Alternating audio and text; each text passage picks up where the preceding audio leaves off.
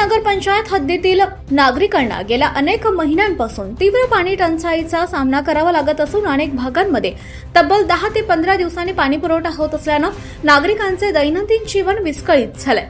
भरपूर पर्जन्यमानासाठी ओळखला जाणाऱ्या पेठ शहरातच पिण्याच्या पाण्यासाठी नागरिकांना मोठी कसरत करावी लागत असल्यानं नागरिकांमध्ये तीव्र संताप व्यक्त होतोय। याच पार्श्वभूमीवर पेठ शहरातील रहिवासी विनोद बाळू सहाळे यांनी नगराध्यक्ष, उपनगराध्यक्ष तथा पाणीपुरवठा सभापती, सर्व नगरसेवक तसंच मुख्य अधिकारी यांच्याकडे सविस्तर निवेदन सादर करून पाणी प्रश्नावर तातडीनं विशेष सर्वसाधारण सभा बोलावून कठोर निर्णय घेण्याची मागणी केली आहे। निवेदनात नमूद करण्यात आलं आहे की नागरिकांकडून वारंवार लेखी तक्रारी, निवेदने आणि पाणीपुरवठा करूनही नगरपंचायत प्रशासनाकडून प्रभावी आणि कायमस्वरूपी उपाययोजना करण्यात आलेल्या नाहीत। परिणामी नागरिकांमध्ये प्रशासनाविषयी नाराजी वाढत असून स्थानिक प्रश्नांबाबत निष्काळजीपणा होत असल्याचा आरोप करण्यात आलाय। मुख्य अधिकारी तसंच अनेक अधिकारी आणि कर्मचारी मुख्यालयात वास्तव्यास राहत नसल्यामुळे स्थानिक समस्यांची तीव्रता आता त्यांना प्रत्यक्ष जाणवत नाहीये। त्यामुळे नागरिकांच्या तक्रारींवर वेळेत निर्णय होत नसल्याची भावना निर्माण झाली असून विशेषतः पाणी पुरवठ्यासारख्या जीवनावश्यक विषयाकडे अपेक्षित गांभीर्यानं पाहिलं जात नसल्याचा आरोप निवेदनात करण्यात आलाय। निवेदनात नगराध्यक्ष आणि सर्व नगरसेवकांनी निवेदन प्राप्त झाल्यानंतर 2 दिवसांच्या आत विशेष सभा बोलावून पाणी प्रश्नावर सविस्तर चर्चा करून ठोस ठराव मंजूर करावा अशी मागणी आता करण्यात आली आहे। प्रमुख मागण्यांमध्ये पेठ शहरवासियांसाठी नियमित आणि सुरळीत पाणी पुरवठा करण्यासाठी तातडीने कृती आराखडा तयार करणं, मुख्याधिकाऱ्यांसह सर्व अधिकारी आणि कर्मचाऱ्यांनी शासन नियमानुसार मुख्यालयात वास्तव्यास राहणं बंधनकारक करणं, मुख्यालयाबाहेर अधिकृत कामासाठी गेल्यास हालचाल नोंदवहीत नोंद करणं अनिवार्य करणं, तसंच नोंद न करता अनुपस्थित राहणाऱ्या अधिकारी आणि कर्मचाऱ्यांवर शिस्तभंगाची कारवाई करणं यांचा समावेश आहे। याशिवाय जोपर्यंत मुख्याधिकारी आणि संबंधित अधिकारी कर्मचारी मुख्यालयात वास्तव्यास राहत नाही आणि शहरातील पाणी पुरवठा नियमित आणि सुरळीत होत नाही तोपर्यंत संबंधित अधिकारी आणि कर्मचाऱ्यांचे वेतन अथवा मानधन अदा करू नये या संदर्भात शासनाकडे आवश्यक प्रस्ताव पाठवण्याचा ठराव नगरपंचायतीच्या सर्वसाधारण सभेत मंजूर करण्यात यावा अशी ही मागणी निवेदनाद्वारे करण्यात आली आहे।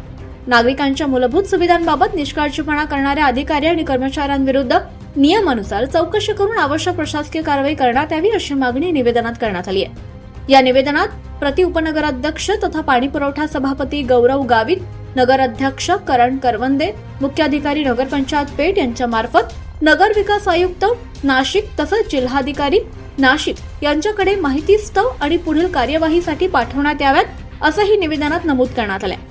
याबाबत विनोद बाळू सहाळे यांनी सांगितलं की पाणी हा कोणताही ऐच्छिक विषय नसून प्रत्येक नागरिकाचा मूलभूत हक्क आहे। नागरिकांना नियमित पिण्याचं पाणी उपलब्ध करून देणं ही नगरपंचायतीची सर्वात महत्त्वाची जबाबदारी आहे। प्रशासनानं तात्पुरत्या उपाययोजनांवर न थांबता कायमस्वरूपी तोडगा काढावा, तसंच अधिकारी आणि कर्मचाऱ्यांनी मुख्यालयात राहून नागरिकांसाठी उत्तरदायीपणे काम करणं आवश्यक आहे। दरम्यान पेठ शहरातील वाढत्या पाणी टंचाईच्या पार्श्वभूमीवर नगरपंचायत प्रशासन, लोकप्रतिनिधी आणि वरिष्ठ शासकीय अधिकारी या निवेदनाची कोणत्या पद्धतीने दखल घेतात आणि नागरिकांच्या मूलभूत हक्काशी संबंधित या प्रश्नावर कोणते ठोस निर्णय घेतात याकडे संपूर्ण पेठ शहराचं लक्ष लागलंय। पेठ नगरपंचायतचा हा भोंगळ कारभार आहे। जवळजवळ 29 जुलैला पाणी आलेलं आहे, त्यानंतर आज त्यांनी टँकर पाठवले। जवळजवळ 8 ते 10 दिवस झाले तर देखील पाणी येत नाही। हे फक्त एक कोणत्या पद्धतीने पाणी पाठवले ते मोठा प्रश्न पडला। एक टँकर पाठवलेलं आहे, एवढी मोठी गल्ली आहे, यात किती लोकांचं पाणी होणार आहे मोठा प्रश्न पडलेला आहे। हे फक्त पत्रव्यवहार केला, नगरपंचायतला तक्रार केली की पेठ नगरपंचायतमध्ये भोंगळ कारभार चाललाय, पाणी येत नाही रेग्युलर, म्हणून त्यांनी आता पाणी पाठवत आहेत। म्हणजे माणसं मेल्यानंतर हे आज मलम त्याच्यावरती पाठवत आहेत। अक्षरशः लोक पावसाचं पाणी पित आहेत। हे कुठेतरी थांबलं पाहिजे आणि लोक पाणी पुरवठा सुरळीत झाला पाहिजे एवढी विनंती करतो। नमस्कार, मी विनोद सहाळे, नगरपंचायत पेठ पिंपळाची गल्ली येथील रहिवासी। अत्यंत खेदाची बाब वाटते की पेठ नगरपंचायत येथून जवळजवळ 15 ते 20 दिवस अंतराने पाणी पुरवठा होत आहे। या पाणी पुरवठ्याबद्दल मी मागील वर्षापासून पाठपुरावा करतोय, परंतु कोणत्या प्रकारची ठोस उपाययोजना होताना दिसत नाही। मान्य मुख्याधिकारी असोत, अधिकारी असोत, कर्मचारी असोत, यांना वारंवार मी विचारणा करतोय की पाणी पुरवठा का सुरळीत होत नाही, परंतु कोणतीही प्रकारची ठोस उपाययोजना केली जात नाही। ऐन पावसाळ्याच्या दिवसात महाराष्ट्राच्या इतिहासामध्ये पेठ हे पावसाचं माहेरघर संबोधलं जातं. असं असून देखील पेठ शहरामध्ये पाणी पुरवठा होत नाही, ही खूप मोठी खेदाची बाब आहे. आज ऐन पावसाळ्यामध्ये पावसाचे दिवस आहेत. अशा असताना जुलाब, डाळवांटी, डायरिया यासारखी साथ चालू आहे. त्यात नगरपंचायत पेठ प्रशासनाकडनं 15 ते 20 दिवसाने अंतराने पाणी पुरवठा होत आहे. ही कुठेतरी दयनीय बाब आहे. याबद्दल विचार केला असता वारंवार त्यांचे तेच उत्तर असतात उडवाउडीचे. म्हणून मी नगरपंचायत पेठ प्रशासनाला आज पत्रव्यवहार केला की पेठ नगरपंचायत प्रशासनातील जे काही अधिकारी आहेत किंवा कर्मचारी किंवा मुख्याधिकारी हे जोपर्यंत पेठला राहत नाही तोपर्यंत हा जो पाणी पुरवठा आहे हा सुरळीत होणार नाही. ते कोणी मुख्यालय राहत नसल्यामुळे त्यांना कोणत्याही समस्येला सामोरं जाताना दिसत नाही की काय अडचण आहे पेठ शहरामध्ये. म्हणून मुख्याधिकारी यांनी जोपर्यंत पेठमध्ये राहत नाही तोपर्यंत त्यांना कोणत्या प्रकारचं बिल अदा करण्यात येऊ नये.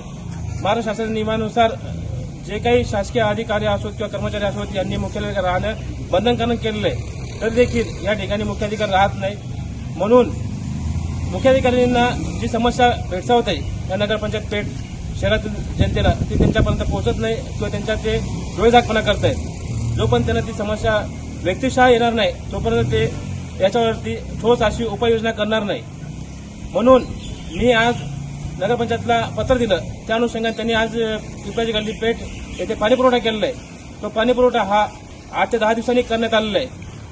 आणि त्याबद्दल विचारणा केली असता का पाणी पुरवठा का केला, तर त्यांनी मला उत्तर दिलं की या ठिकाणी जो पाणी पुरवठा झाला हा मयत झाली म्हणजे एक डेट झालेली आहे, त्या अनुषंगाने पाणी पुरवठा करण्यात आला. आणि असाच पाणी पुरवठा जो आहे नळाने हा 29 जुलैला म्हणजे आजपासून 8 दिवसापूर्वी करण्यात आला होता. त्या दिवशी देखील मयत झाली होती. म्हणजे 19 तारखेला मयत झाली म्हणून पाणी आलं, आज 5 तारखेला मयत झाली म्हणून पाणी येतंय. उद्या जर का पाणी पाहिजे, एक तर आमच्यातला कोणाला तरी मरावं लागेल पाण्यासाठी, तेव्हाच पाणी पुरवठा होणार आहे. ही कुठे खेदाची बाब आहे आणि ही बाब अजिबात दाखवून घेतल्या जाणार नाही. म्हणून सर्वांना विनंती आहे माझी की नगरपंचायत पेठ येथे जाब विचारायला यायचं आहे. मी तर जातोय, तुम्ही पण या. आणि हा नगरपंचायतचा भोंगळ कारभार हा थांबला पाहिजे. आणि ह्या नगरपंचायत प्रशासनाचं जाहीर निषेध भोंगळ कारभार चालू आहे पाण्यासंदर्भात.